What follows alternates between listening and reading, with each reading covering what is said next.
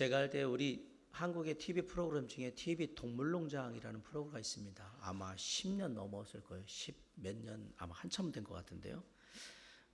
동물들이 보여주는 상상 이상의 모습들, 때로는 사람보다 훨씬 더 뜨겁고 감동적인 그런 스토리, 이런 것들이 소개가 많이 되죠. 저도 즐겨보는 프로그램입니다.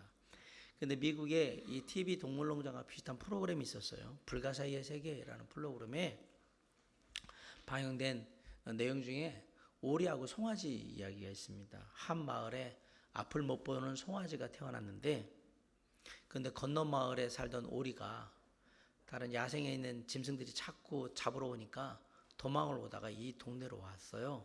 그래가지고 송아지가 친구가 되게 된 거예요. 오리는 이 송아지가 앞을 못 본다는 사실을 어느 날 알았고, 그래서 이 송아지의 친절한 이제 안내자가 되었습니다. 식사할 때가 되면 꽥꽥 소리를 내면서 앞에 가주면 앞 못 보는 송아지는 이 소리 나는 오리 소리가 나는 데를 따라가서 풀밭에 가서 풀을 먹고 뜯어먹고 이렇게 했는데, 밥을 다 먹을 때, 식사를 다 마실 때면 오리가 또 꽥꽥 하고 소리를 질러주면 오리를 따라가는데 물가로 가는 거예요. 물가에 가서 또 물을 먹게 하고, 그리고 다시 데리고 와서 같이 놀고, 둘은 진짜 둘도 없는 그런 친한 친구였대요. 가끔 가다가 다른 소들이 와가지고 이 송아지를 괴롭히려고 막 그러면 이 오리가 꽥꽥 소리를 내면서 날개짓을 해가지고 가까이 못 오도록 만들어서 이 송아지를 보호해주고, 그러면서 서로를 도우면서 즐겁게 그렇게 살았다고 합니다. 이걸 우리가 보통 동물들에게서도 우정이라는 말 하죠. 우정은 사랑의 다른 모습입니다. 함께하는 사랑의 다른 모습이 우정이었던 겁니다. 오늘 본문에 보면 한 중풍병자를 위해서 사랑의 수고를 마다하지 않는 네 사람의 이야기가 기록이 되어 있습니다. 중풍병은 지금은 그래도 많이 치료가 잘 됩니다. 괜찮은데 예수님 당시만 해도 중풍병은 불치병입니다. 그냥 걸리면 그거로 끝나는 거예요. 뭐 죽는 거는 좀 못하겠지만 거의 마비가 된 상태에서 그냥 평생을 살아야 되는 그러한 병이었어요.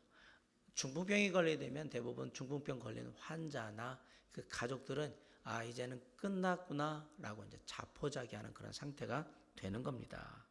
그런데 이 중풍병자 곁에는 이 중풍병자를 결코 포기할 수 없었던 네 사람이 있었던 겁니다. 네 사람이 과연 누굴까? 그건 사실 불분명합니다. 성경에서 누구라고 얘기를 안 하니까. 아주 가까운 친구일 수도 있고요, 아주 가까운 이웃일 수도 있습니다. 많은 분들은 친구이니까 아마 같이 해줬지 않았겠느냐 이렇게 얘기하는데, 정확하게 친구인지 아닌지는 우리가 알 수 없어요. 그렇든 아무튼 상관없이 이 네 명의 사람이 중풍병자를 위해서 아낌없는 사랑의 수고를 감당해 주었다라는 것은 사실이에요. 그냥 포기해버리기에는 너무 불쌍하고 너무 안 된 인생이라서 그 중풍병자를 위해서 침상에 뉘어가지고, 그리고 사람들이 많은 길을 헤치고 가서 심지어 안 되니까 지붕을 뚫고 침상을 예수님 앞에 내려서 그렇게 중풍병자를 치유했던 이 네 사람을 통해서 우리는 과연 뭘 배울까? 가버나움 어느 집에 예수님이 계시다는 소식이 들려옵니다. 그러자 네 사람은 중풍병자를 메워가지고 예수님 앞으로 데리고 나갑니다. 우리 3절을 한번 다 같이 한번 읽어볼까요? 자, 시작. 사람들이 네, 이렇게 중풍병자를 메워가지고 예수님 앞에 온 네 사람의 모습을 보시고 예수님이 뭐라고 하셨느냐? 5절 한번 다 같이 했습니다. 시작.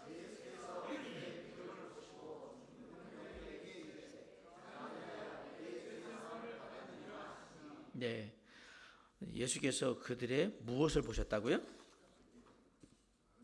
믿음을 보셨다. 믿음을 보시고 고쳐주셨다. 바꿔 말하면 예수님께 대한 믿음이 있었기 때문에 예수님께 올 수 있었고 중풍병을 고칠 수 있었다라는 얘기입니다. 이 네 사람이 예수님께 오자는 결단의 시작은 믿음으로부터 시작이 됩니다. 예수님만이 이 사람 중풍병자의 병을 고칠 수 있다라는 믿음이 이 중풍병자를 고치게 한 가장 큰 힘이 되었던 것은 분명한 사실입니다. 그런데 과연 믿음만을 가지고 중풍병을 오늘 고칠 수 있었을까요? 그렇지 않습니다. 중풍병자를 데리고 예수님께로 온 네 사람의 사랑의 수고가 없었다면 이 중풍병자는 고침받을 수 없었습니다. 믿음이 역사하기 위해서 무엇이 필요했단 말이에요? 사랑의 수고가 필요했다 이 얘기입니다. 그걸 어떻게 할 수 있느냐? 중풍병자가 스스로 간 게 아니거든요. 이 네 사람이 중풍병자를 침상에 뉘어서 그 침상에 네 모퉁이 귀퉁이를 들고 그리고 그 어렵게 예수님께로 가고 아시지만 지붕을 뚫고 내리고 이런 과정들이 있었단 말이에요. 이같이 믿음이 역사할 수 있도록 사랑으로 수고한 것에 대해서 예수님이 감동하셨기 때문에 중풍병을 고쳐주신 거예요. 데살로니가전서 1장 3절은 너희의 믿음의 역사와 사랑의 수고와 우리 주 예수 그리스도에 대한 소망의 인내를 우리 하나님 아버지 앞에서 끊임없이 기억한다라고 했어요. 사도 바울이 데살로니가 교회를 기억할 때 거기에 믿음의 역사와 사랑의 수고, 소망의 인내가 있다라고 했어요. 아울러서 갈라디아서 5장 6절에 보면 그리스도 예수 안에서는 할례나 무할례나 효력이 없으되 별 쓸모가 없다. 그런데 사랑으로서 역사하는 믿음뿐이니라. 믿음이 역사하기 위해서는 무엇이 있어야 된다? 사랑으로 뭔가 해야 한다라는 얘기거든요. 우리는 잠시 착각하는 게 있어요. 교회 오래 다니고 뭐 적게 다니고 그 예수님 앞에는 별 중요한 문제가 아니에요. 중요한 건 정말 그 믿음이 역사하도록 지금 사랑으로 뭔가 행하고 있느냐. 그게 중요하다고 지금 얘기를 하는 겁니다. 이런 사랑의 수고가 있었기 때문에 중풍병자는 고침을 받을 수 있었습니다. 네 사람은 중풍병자를 고치기 위해서 기꺼이 사랑의 수고를 감당할 각오를 하고 있었던 겁니다. 야, 가면 우리 어느 쪽 길을 가야 되지? 사람이 많이 모여있는데 얘네들이 비켜줄래나? 이거 돌아가야 되는 거 아니야? 앞쪽으로 힘들면 뒤로 좀 돌아가든지 아니면 야, 이게 지금 가면 사람이 많을 텐데 좀 끝날 때쯤 갈까? 아니면 오늘은 이렇게 있다가 내일 갈까? 그리고 어떻게 데리고 갈까? 침상으로 가면 사실 불편한데 업고 가야 되나? 아니면 어떻게 차에 태워 가야 되나? 이런 여러 가지 생각들이 많은 거죠. 서로 생각도 다르고 서로 성격도 달랐지만 중풍병자를 위해서 사랑의 수고를 해야겠다라는 그 마음은 똑같았던 겁니다. 그래서 아무도 서로에게 불평불만하지 않고 짜증내지 않고 화내지 않으면서 예수님에게 이 중풍병자를 데리고 갔던 겁니다. 제가 예전에도 이 예화를 한번 사용한 적이 있는데 1964년도에 도쿄에서 올림픽이 열리게 되어서 일본 정부가 도쿄 올림픽 스타디움을 좀 크게 해야 되겠다. 그래가지고 확장을 하는 가운데 주변에 집들을 매입해가지고 이제 크게 확장을 하게 됐어요. 근데 그 중에 지은 지 3년밖에 안 된 새 집이 있었어요. 그 새 집도 거기에 포함돼가지고 이제 철거 공사를 하는데 다 하면서 이게 지붕을 딱 뜯었는데 놀랍게도 그 지붕 밑에 못의 꼬리가 박혀가지고 있는 도마뱀 한 마리가 있었던 거예요. 보통의 경우에 도마뱀은 이렇게 꼬리에 뭔가 있으면 자르고 도망가는데 이게 몸통 쪽으로 안쪽으로 들어와서 있으면 못 자릅니다. 여러분이 아마 나중에 저는 도마뱀 꼬리 자르고 도망가는 걸 여러 번 해봤기 때문에 아는데 그건 뒤에 부분이고 이게 몸통 쪽에 꼬리 쪽에 이렇게 머리가 꽂히게 돼버리면 도망갈 수가 없습니다. 솔직히 몸통에 못이 박혀 있는 거랑 똑같은 거기 때문에. 그런데 이 집이 3년 전에 지어진 거로 알겠는데 누군가 공사를 하다 못 박을 때 거기에 도마뱀이 있었고 그 도마뱀이 그 못에 푹 해가지고 꼬리가 이렇게 찍혀 있는 거잖아요. 그런데 어떻게 3년을 살아 있었을까? 그래서 인부들이 철거 공사를 그만두고 지켜봤어요. 얘가 어떻게 살았지? 3년이면 죽고도 바짝 말라 있어야 되는 게 맞는 거잖아요. 근데 멀쩡하게 살아서 얘가 살이 통통 올라가지고 아주 이렇게 막 움직이고 있으니까 어떻게 살아 있었지? 그러고 보니까 조금 있다가 다른 도마뱀 한 마리가 막 입에 뭘 물고 와가지고 먹여주고 있는 거예요. 그러더니 조금 있다가 가는 거예요. 그리고 또 시간이 지나가지고 또 뭔가를 물고 와서 또 얘한테 먹여주고 그리고 또 좀 있다가 또 가고 하루에도 몇 번씩 그러고 있는 거예요. 쟤 때문에 살았구나. 이 두 도마뱀이 어떤 사이인지는 모릅니다. 부모와 자식 간의 사이인지 아니면 사랑하는 연인이었는지 친구였는지 아니면 형제였는지 그건 모르겠습니다. 중요한 사실은 이렇게 할 수 있다는 건 진짜 사랑하는 사이가 아니면 안 하겠지요. 사랑하는 사이니까 이 일을 했던 거예요. 기꺼이 사랑의 수고를 감당했던 겁니다. 접시꽃 당신이라는 그 유명한 시로 유명한 분이 있잖아요. 도종환 시인께서 이 이야기를 가지고 이 이야기를 그때 그 도마뱀은 무슨 표정을 지었을까라고 했어요. 하루 이틀 한 달 두 달 계속해서 꼬리에 못이 박혀서 움직이지 못하고 몸부림치는 도마뱀을 보면서 그 옆에 있던 도마뱀은 과연 어떤 표정을 지었을까? 움직일 때마다 되게 고통스럽고 아팠을 텐데 매만 태우고 있었으리라. 말을 못하는 이 미물들은 오직 눈짓과 표정과 몸짓만으로 서로를 쳐다보고 마음을 나누었다. 참으로 훌륭한 것은 바로 곁에 있는 도마뱀이다. 사랑하는 도마뱀이 받는 고통을 바라보면서 그 도마뱀이 살려고 몸부림쳐가 절망할 때 어디로 가서 먹을 것을 물어왔다. 그리고 입으로 건네주면서 무슨 표정을 지었을까? 꼬리에 못이 박힌 도마뱀은 어쩌면 고통과 절망 속에서 처음엔 먹을 것을 거부하며 팽개쳐 버렸을지도 모른다. 그러나 다시 또 어디로 가서 먹을 것을 구해 입에 넣어주는 그 도마뱀을 보면서 너를 버릴 수 없다는 그 표정, 나만 살기 위해서 네 곁을 떠날 수 없다라는 그 몸짓이 있지 않았을까? 그렇게 하루에도 몇 번씩 위험을 무릅쓰고 먹을 것을 구해다 주면서 함께 살아온 지 3년. 그 뒤에 그 도마뱀은 못을 박았던 사람들에 의해서 다시 자유의 몸이 될 수 있었다. 어두운 지붕 밑에서 두 도마뱀은 함께 사랑했고 함께 고통을 나누며 고통 속에서 서로 안고 잠을 들곤 하였을 것이다. 그 3년은 얼마나 길었을까? 사랑하면 어떤 수고든 다 감당합니다. 오늘 이 예화를 드리면서 우리 하나 다짐합시다. 우리도 어떤 사람 향해서 3년만 사랑에 수고하고 그 다음에 손절합시다. 손절. 아시죠? 3년인데 목사님 저는 주일날밖에 못 보는데요.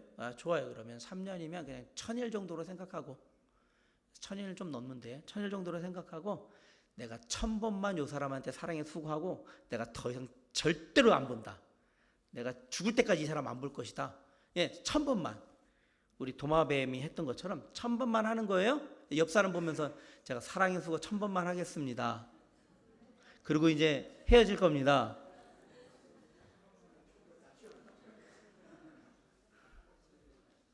천번만 하고 헤어지세요. 그 다음에 만나지 마세요. 제가 장담하는데 여러분이 사랑의 수고 한 10번만 하면 둘도 없는 친구가 될 겁니다. 아멘? 100번 하면 거의 뭐 가족이나 다름없을 겁니다. 1000번만 합시다. 그리고 혹시라도 나중에 이 도마뱀 만나면 성이 도시고 이름이 마뱀이거든요. 마뱀아, 내가 너보다는 좀 나은 것 같은데? 이렇게 좀 한번 얘기해보고. 사랑은 어떤 수고도 감당하고요. 사랑은 어떤 고통도 다 이겨냅니다. 제가 하도 많이 얘기했잖아요. 제가 연애할 때 제 안에 사랑해서 1월 달이었어요. 1월 달에 그 추운 날 밖에서 4시간을 기다렸어요. 근데 놀라운 거 하나도 춥다는 생각이 안 드는 거예요. 왜 그랬을까요? 사랑하면 무슨 짓이든 다 합니다. 제가 얘기했잖아요. 모르겠는 거예요. 그냥 만날 생각만 하고 언제 나오나 그러면서 그냥 발을 동동 구르고 있지만 그러나 그게 춥다는 생각은 별로 없는 거예요. 왜? 사랑하니까 그게 추위, 고통으로 느껴지지 않더라 이 얘기예요. 우리 그런 경험 다 한두 번씩 있지 않습니까?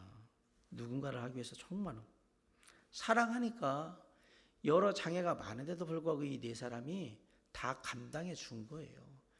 이게 돈 주고 시킨 게 아니에요. 돈 주고 시킨 게 아닐 수밖에 없는 이유. 중풍병 고치려고 중풍병자 가족이 얼마나 돈을 많이 썼겠어요.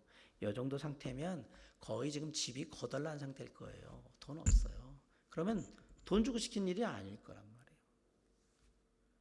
그럼 이거 누가 해야 되는가? 사랑하는 사람이 해줘야 되는 일인 거예요. 이들이 가는 길에는 여러 가지 장애물들이 있었습니다. 제일 큰 장애물이, 첫 번째 장애물이 뭐냐? 중풍병자가 장애물입니다. 왜요? 그 당시 중풍병은 하나님께 저주받은 사람이나 걸리는 병이라고 생각했단 말이에요. 그러면 죄인이에요.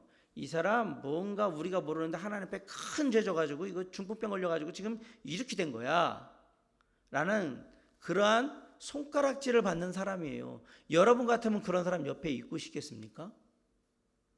죄인 옆에 있고 싶겠냔 말입니다. 아니요. 웬만하면 친한 친구여도 모른 척하고 잘했었어? 잘가. 그리고 빨리빨리 피하고 합적이면 같이 하지 말아야죠. 왜? 하나님 앞에 저주받은 인생이에요. 일단은 이걸 넘어가야 돼요. 이 저주받은 인생 이거 같이 해줘야 되거든요. 얘를 데리고 가야 돼요. 사람들이 얘기할 거는 야, 이 뭐 하나님께 저주받아서 중풍병 걸린 사람을 왜 고치려고 해? 어차피 나쁜 짓 해가지고 이렇게 된 걸. 이 사람들의 시선, 이 이야기들을 다 극복해야 되는 거예요. 첫 번째 장애물이에요. 두 번째, 중풍병자를 지금 침상에 뉘었습니다. 이 얘기는 뭐냐면 이 중풍병자가 혼자서 움직일 수 없다라는 얘기입니다. 혼자서 움직일 수 없다? 예. 여기 지금 이걸 봐가지고 이 사람이 남자인데 뭐 웬만한 작은 체구가 아닌 이상 보통에 뭐 한 70kg, 60kg 되는 사람 남자라고 생각하고 한번 들어보세요. 여러분이 뉘어가지고 이거 들어보세요. 이게 처음엔 들만하죠. 어려워요. 이게 무겁습니다. 사람이 이렇게 축 늘어져 있기 때문에 정말 무거워요. 이게 힘들어요. 그리고 여기서만 들으면 되는 게 아니라 예수님 앞에 지금 데리고 나가야 돼요. 나가는데 쉬워요? 아니죠. 사람들이 앞에 나가기 때문에 쉽게 갈 수가 없어요. 계속 들고 어떻게 앞에서 막 계속 그래야 되는 상황이에요. 이게 쉽게 야 비켜주세요 중풍병자가 아니니까 길 비켜주세요 그러면 뭐 앰뷸런스 지나가듯이 사람들 싹 비켜줄 거라고 생각합니까? 절대 그렇게 안 합니다. 왜? 지금 예수님 만나러 온 사람들은 각자의 사정이 다 급한 사람들이에요. 너도 너지만 나도 지금 급해. 나도 중요하게 예수님 만나서 해결해야 될 문제가 있기 때문에 은혜 받고 축복받아야 될 거기 때문에 내가 미안하지만 너 그래도 나 못 비켜줘. 이게 앞에 막은 사람들의 모두의 생각이란 말입니다. 거기를 어떻게 뚫고 나갈 겁니까? 그런데 그걸 다 그러고 어떻게 해가지고 지금 집 앞까지 왔단 말입니다. 그 힘든 시간들을. 거기에 또 다른 장애물이 있잖아요. 제가 말씀드린 예수님 보려고 몰려든 사람들이 너무 많았어요. 이게 장애물이에요. 우리 2절 한번 다 같이 읽읍시다. 2절 시작. 많은 사람이 모여서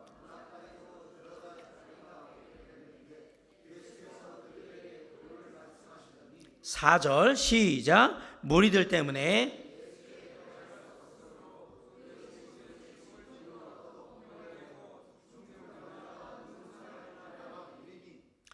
지금 요 말씀들을 보면 이미 집 안은 사람들로 꽉 차 있고 집 바깥도 이게 접근 자체가 되게 어려운 상황이에요. 이 데리고 가기가 어려워요 지금. 뭐 일단 가더라도 집 안에 들어간다는 건 이제 지금 이 상황이면 불가능한 거예요. 집 안에 사람들이 나와주지 않는 한. 아까 제가 얘기했잖아요. 내 코가 석자인데 내가 왜 나와요? 미안하지만 나도 지금 예수님한테 기도받고 좀 얘기해야 되는 상황인데 이걸 내보내 주겠냐? 안 내보내죠. 야, 이 좁은 장소에 사람은 많이 들어가 있고 그러니까 제대로 움직일 수조차 없는 거예요. 앞에 맡고 있는 사람들이 저도 바빠요. 저도 힘들어요. 저도 뒤에서 중풍병자를 데리고 들어갈 수가 없어요. 그럼 얘기해줘. 야, 앞에 사람이 너무 많다. 여기 뭐 어떻게 간다고 해도 집 안으로는 들어가기 어렵다. 지금 봐봐라 저거 사람들 서 있는 거 꽉 차 있잖아. 저 못 들어가. 우리 돌아갔다가 내일 오자. 내일 아침에 일찍 오면 사람들 좀 들어오지 않을까? 그리고 지금까지 계속해서 들고 있었더니 아이고 힘들어 죽겠다. 야. 오늘은 그만하면 좋을 것 같아. 여기서 포기해도 누가 뭐라고 할 수 없는 그런 지금 핑계거리가 이유가 많잖아요. 그만해도 뭐라고 할 수 없는. 그리고 솔직히 지금 할 만큼 했잖아요. 여기서 그만두자 해도 뭐라고 할 수 없습니다.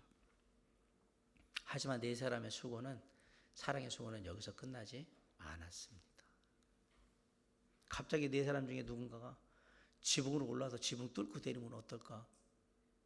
제안을 한 겁니다. 뭐 어떻게 될지 모르겠지만 그냥 올라가 보자 그러고 올라간 겁니다. 그리고 지붕을 뚫으려고 보니까 암담하죠. 왜? 이 사람들이 처음부터 지붕 뚫으려고 거기에 꽃갱이나 뭐 망치나 삽자루나 이런 걸 들고 들어간 게 아니에요. 지금 뭐 집 그러면 가까이에 그러면 다 있냐? 이거 쉽지를 않은 문제. 아마 잘해봐야 막대기나 뭐 삽판자루나 제대로 구할 수 있을까? 그런 거예요. 그리고 막상 지붕을 그래 뭐 어떻게든 뜯으려고 했는데 생각이 더 많아져요. 야, 이거 다 뜯으면 나중에 이거 본상 복구는 누가 해? 이거 우리가 해야 되는데. 이거 잘못하다 밑에 이렇게 흙 떨어지고 그러면 사람도 다칠 텐데. 야, 이거 지붕 뜯는 게 그게 생각만큼 쉬운 게 아니야. 이거 내릴 만큼 뚫으려면 되게 크게 뚫어야 돼, 구멍을. 그거 이거 우리가 해야 되나? 집에 갈만 하잖아, 이 정도 되면. 안 되겠다. 올라와도 방법이 없다. 이러고 가야죠. 이러고 그만둘만 한데 이 사람들이 그만두질 않아요. 아니요, 그만둘 수가 없었던 거예요. 계속해서 안 되는 이유들이 머릿속을 계속 맴도는데도 불구하고 그것보다 더 강하게 머릿속에 맴도는 것은 뭐냐면 이 중풍병자를 반드시 고칠 수 있도록 예수님께 데려가야겠다는, 그걸 위해서 우리가 사랑의 수고를 감당해야겠다라는 생각이 더 강한 겁니다. 그래서 과감하게 지붕을 뜯기 시작했습니다. 4절 한번 다시 읽습니다. 시작. 무리들 때문에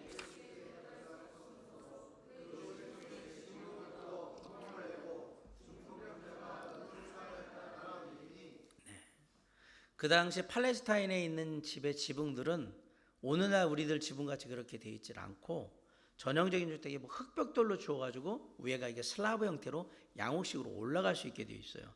집의 바깥에 항상 계단이 있어서 위로 올라가서 저녁에 이렇게 별도 보고 때로는 거기 올라서 이렇게 식사도 할 정도로 약간 튼튼하게 좀 그런 데입니다. 튼튼하다는 말을 잘 기억하셔야 됩니다. 뚫기가 이거 어려운 겁니다. 사람이 지붕에 올라가서 지낼 수 있도록 만들어 놓은 데기 때문에 쉽게 뚫리는 데도 아니에요.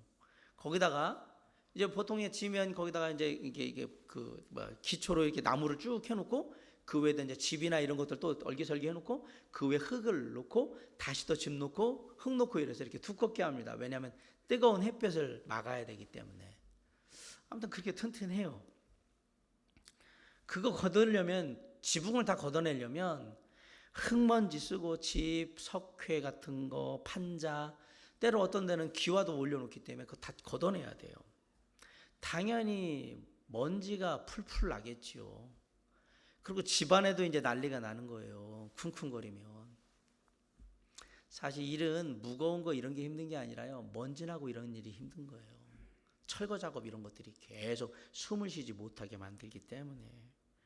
갑자기 천정이 후두둑거리면서 막 흙이 떨어지기 시작하는데 막 쿵쿵쿵쿵거리고 그러면서 구멍이 뻥 뚫리더니 조금 있으니까 구멍이 커진 데에서 거기서 침상에 사람이 하나 막 내려오고 막 이런 건데, 쿵쿵쿵쿵거리면서 위에서 뭔가 떨어질 때 밑에 있던 사람들이, 저와 여러분이 밑에 있다고 생각해 보세요.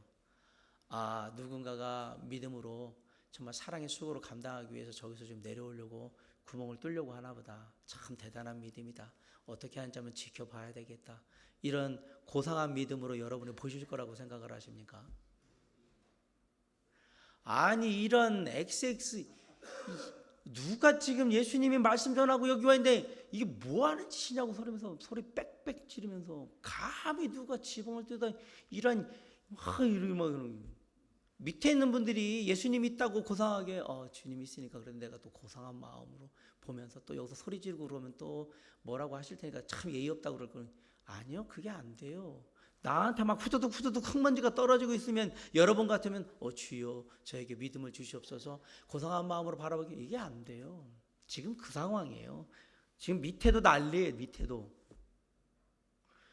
그러면 뚫으면서 계속 들릴 거 아니에요. 밑에서 야이 막 욕하는 게 지금 뭐 하는 짓이냐고 막 그러면서. 그때도 놀라운 사실은 이 네 사람이 아랑곳하지 않고 구멍을 다 뚫어서 내렸다라는 사실이에요. 왜 내렸습니까?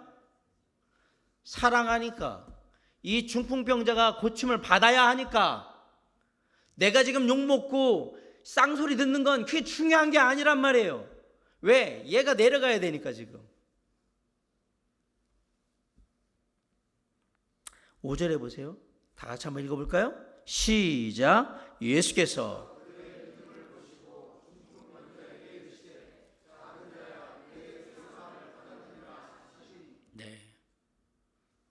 고침을 받았어요. 결과적으로. 여기서 우리는 네 사람의 사랑의 수고를 보게 됩니다. 네 사람은 중풍병자로 해서 거의 하루 종일 지금 시간을 내고 있습니다. 네 사람은 중풍병자를 침상에 뉘어서 그 무거운 중풍병자를 지금 데리고 오고 있습니다. 그리고 쉽지 않은 사람들이 많이 막혀있는 그 길을 지금 어렵게 이렇게 하면서 지금 그 힘들게 들고 왔습니다. 그래서 집에 들어가려고 하니까 방법이 없어서 지붕 위로 올라갔습니다. 여러분, 말이 그렇지 계단으로 사람을 데리고 올라간다고 생각해 보세요. 얼마나 힘든가. 안 해보셨죠? 누구 한번 오늘 해가지고 저기 판자떼기 하나 갖다가 이런 거 하나 갖다가 4명에서 들고 여기 오늘 예배당 계단 한번 올라가서 4층에 밥 먹으러 한번 가보세요. 아주 밥맛이 좋아질 거예요. 그러니까 성경에 말하는 걸 쉽게 그냥 뭐 계단에 올라갔으니 지붕으로 올라갔으니 이렇게 단순하게 받아들이지 말아라고 제가 말씀드리는 겁니다. 이들이 얼마나 큰 수고를 했는가를 잘 기억하셔야 합니다. 갔으니까 뭐 없어서 지붕에 올라가니까 그냥 지붕에 올라가니까 아니란 말이에요. 그렇게 성경을 단순하게 생각 없이 보지 말란 말입니다. 지붕에 올라가는 게 얼마나 힘들었을까. 이 네 명이서 이거 끌고 올라간다고 해도 그거 다 묶어놓고 또 오려고 떨어지지 않게 하고 만약에 가파르기라도 하면 얼마나 힘든데 그게. 생각을 해보세요. 이게 지금 수고예요. 거기다가 올라갔는데 이거 또 지붕이 두꺼워 이거 어떻게 이거. 쳐도 짜증나잖아요. 구멍이 빨리 뚫리면 좋은데 안 뚫리고 쿵쿵 소리만 나고 그러면 또 잘못했다가는 잘못 뚫으면 다 무너져 내리면 자기네들도 내려가야 되니까 조심해서 이거 더 뚫어야 되고 신경도 많이 써야 되고 정말 수고한 거예요. 이거 다 구멍 뚫었잖아요. 누가 메꿨을까요? 이거 천장 지붕. 누가 메꿨을까요? 뭐 까마귀가 와가지고 그거 덮어줍니까? 자기들이 다시 해야 될 거예요. 이거 아마 다. 그럼 좋아요. 네 사람이 이렇게 사랑의 수고를 해줘서 중풍병자가 얻은 게 뭡니까? 중풍병을 고치고 새롭게 살 수 있는 건강한 육신을 선물 받은 겁니다. 자, 11절 한번 오늘 본문에 밑에 있는 11절 한번 볼까요? 자, 시작. 내가 네게 이르노니.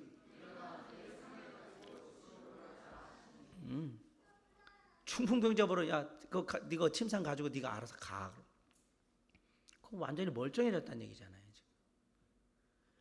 누워왔던 사람이 몸을 움직이기도 힘들어서 누워서 왔던 사람이 지금 일어나가지고 침상 가지고 갈 수 있을 만큼 되면 완전히 건강이 회복된 거죠. 그런데 이 중풍병자에게 네 사람이 사랑의 수고로 해서 준 거는 이것만이 아닙니다. 이것과 비교할 수 없는 육신의 건강과 비교할 수 없는 놀라운 선물이 주어졌습니다. 5절에 한번 다시 읽어보겠습니다. 5절 시작. 예수께서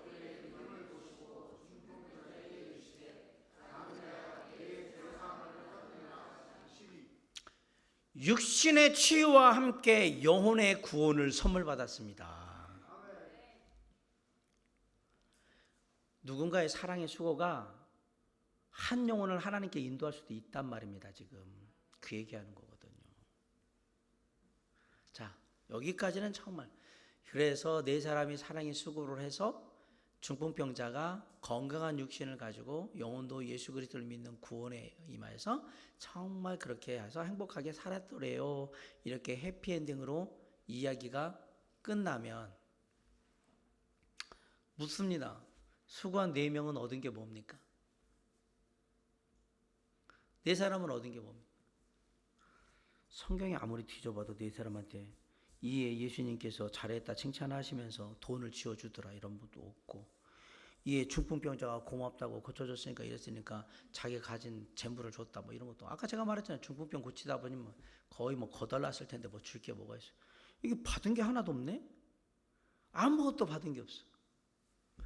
그러니까 사랑의 수고를 하면 안 되는구나. 받은 게 없으니까. 아니요. 저는 이 네 사람이 지금 성경에 볼 때 아무것도 얻은 것이 없이 그냥 허무하게 그렇게 헛짓을 했다고 절대 생각하지 않습니다. 예수 그리스도께서는 사람을 섬기시려고 오늘 설교 제목처럼 한다면 사랑의 수고를 감당하시기 위해서 이 땅에 오셨습니다. 마태복음 20장 28절에 보면 인자가 온 것은 섬김을 받으려 함이 아니라 도리어 섬기려 하고 자기 목숨을 많은 사람의 대속물로 주려 함이니라 라고 했습니다. 그런 예수 그리스도를 믿고 따르는 우리 자녀들이 다른 사람들에게 베푸는 사랑의 수고는 주님이 뭐라 그러면 나에게 베푸는 사랑의 수고와 똑같다라고 했어요. 마태복음 25장 40절에 임금이 대답하여 이르시되 내가 진실로 너에게 이르노니 너희가 여기 내 형제 중에 지극히 작은 자 하나에게 한 것이 곧 내게 한 것이니라. 누구에게 한 거라고요? 하나님에게 한 거예요.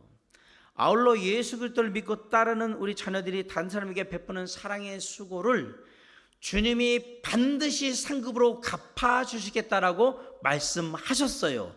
마태복음 10장 42절에 또 누구든지 제자의 이름으로 이 작은 자 중 하나에게 냉수 한 그릇이라도 주는 자는 내가 진실로 너에게 이르노니 그 사람이 결단코 상을 잃지 아니하리라. 결단코 절대로. 누가 그렇게 얘기하셨어요? 주님이 그렇게 얘기하셨어요. 고린도전서 15장 58절에 그러므로 내 사랑하는 형제들아 견실하며 흔들리지 말고 항상 주의 일에 더욱 힘쓰는 자들이 되라. 이는 너희 수고가 주 안에서 헛되지 않은 줄을 알미라. 여기 이 말씀을 잘 보세요.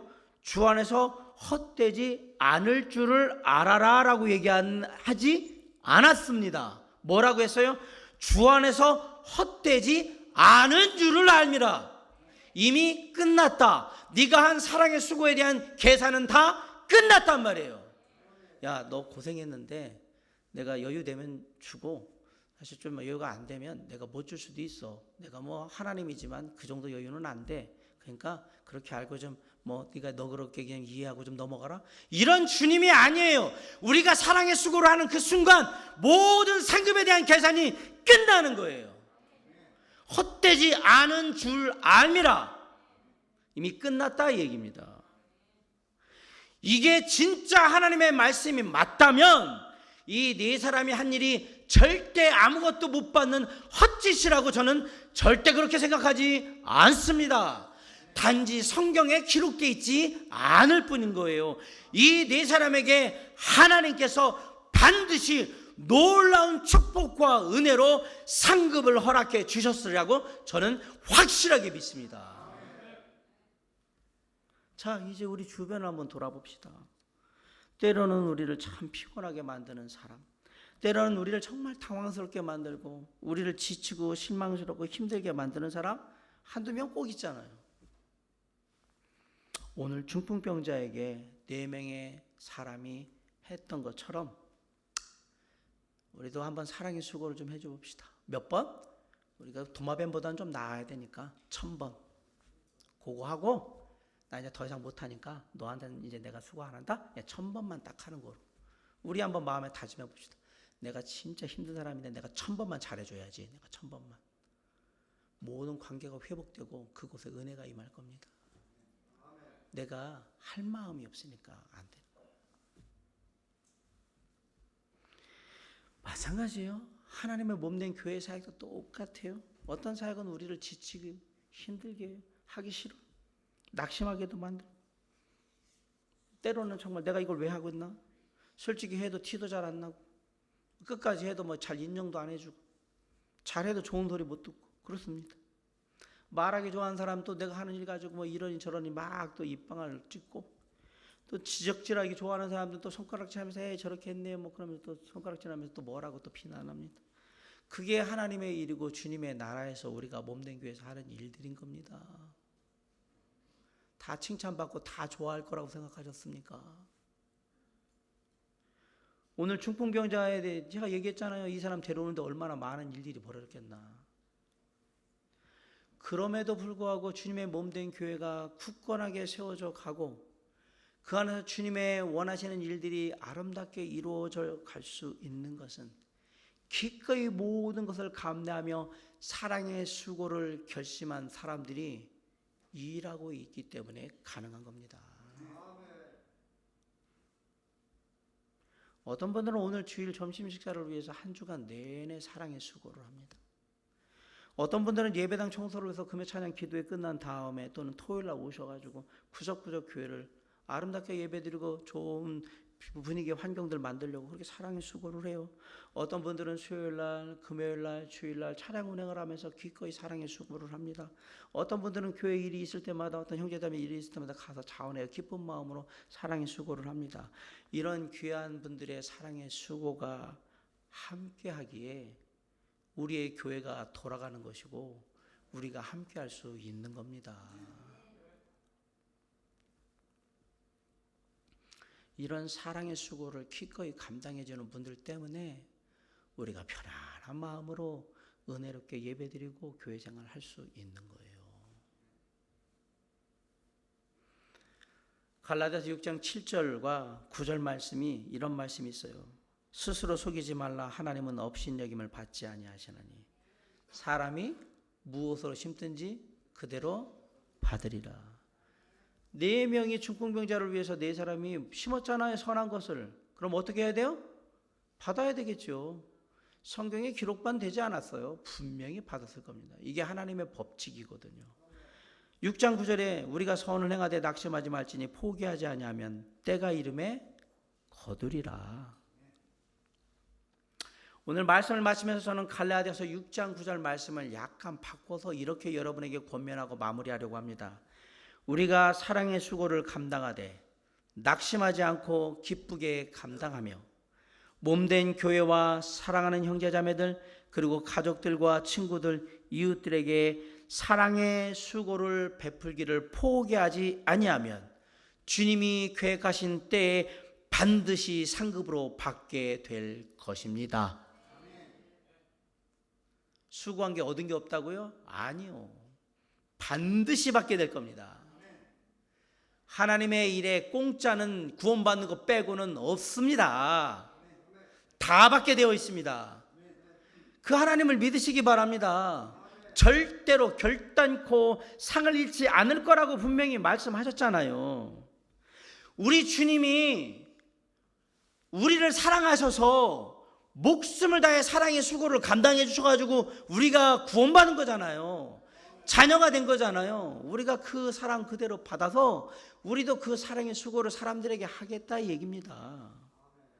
그 사랑의 수고를 보신 주님께서 크신 은혜와 축복으로 우리가 한 모든 크고 작은 사랑의 수고를 다 갚아 주실 것입니다. 말씀대로 그렇게 하실 거라고 믿고 오늘도 기쁜 마음으로 즐거운 마음으로 주님이 주실 것을 기대하면서 그렇게 주님의 몸된 교회와 사랑하는 형제 자매들 그리고 가족들, 친구들, 이웃들을 위해서 나아가시기 바랍니다. 그 사람들은 내가 뭐 하는지 몰라요. 그런데 나는 알아요. 이게 반드시 한 만큼 아니요. 근데 주님이 한 만큼 그대로 돌려주지 않아요. 더 주신단 말이에요. 이자도 이런 이자가 없어요. 30배, 60배, 100배니까 얼마를 받을지도 몰라요. 그래서 하라고 얘기하는 거예요.